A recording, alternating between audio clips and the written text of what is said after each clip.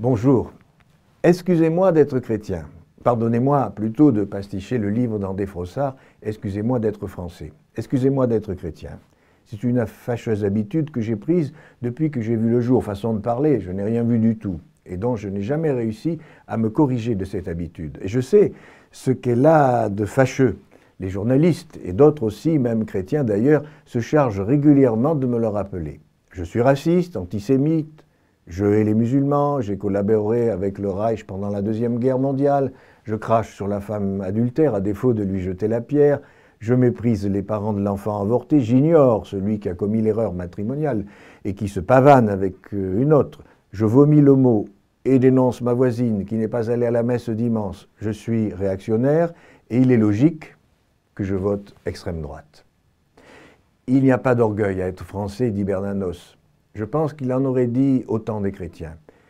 Mon histoire, je veux dire notre histoire religieuse, n'est pas plus brillante qu'une autre. Parlons des Borgia, puisque c'est à la mode, des hommes et des femmes brûlés sur les bûchers de l'Inquisition, de l'âme des Noirs et de l'argent vainqueur pour sauver les âmes. Parlons du faste, du luxe de l'Église. On n'en finit plus d'exiger du chrétien ses excuses et il ne rechigne pas de les présenter. Pourtant, tout en continuant de pasticher la conclusion de Frossard dans son ouvrage « Excusez-moi d'être français », ce n'est assurément pas à moi, tout chrétien que je suis, qu'il revient d'enseigner aux autres. Leur culture, leur tradition, leur histoire vaut bien la mienne. Mais il paraît que je suis issu d'une religion de plus de 2000 ans et d'une culture encore plus ancienne, et c'est à ce titre, il me semble, mes malheurs aidants, que j'ai quelque chose à dire sur les chances et les aléas de l'expérience humaine et sur la société dans laquelle je vis. Ces chances et ces aléas trouvent leur écho, leur réponse dans l'amour et la miséricorde de Dieu. Le Dieu qui aime et qui pardonne, le Dieu qui nous accueille avec nos beautés, mais aussi avec nos infidélités, nos défauts, nos faiblesses.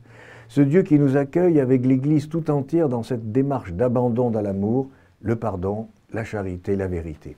Alors dans notre société actuelle, c'est une faiblesse probablement. Alors je vous en prie, excusez-moi d'être chrétien et à bientôt.